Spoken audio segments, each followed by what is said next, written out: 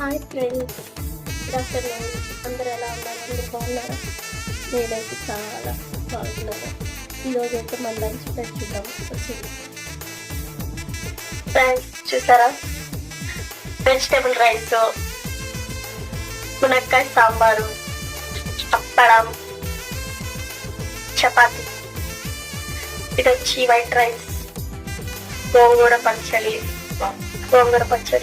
ఇది వచ్చి చిక్కుడుగాయ తాలింపు, ఇది వచ్చి దొండకాయ తాలింపు, ఐస్ క్రీమ్, గులాబ్ జామ్, ఇంకా చాలా ఉన్నాయి. చూడండి, ఇది వచ్చి పెరుగు పులుసు, ఇది వచ్చి వడ కర్రీ, ఇది వచ్చి పాలు, ఇది వచ్చి ఆవకాయ పచ్చడి, ఇది వచ్చి అప్పటి.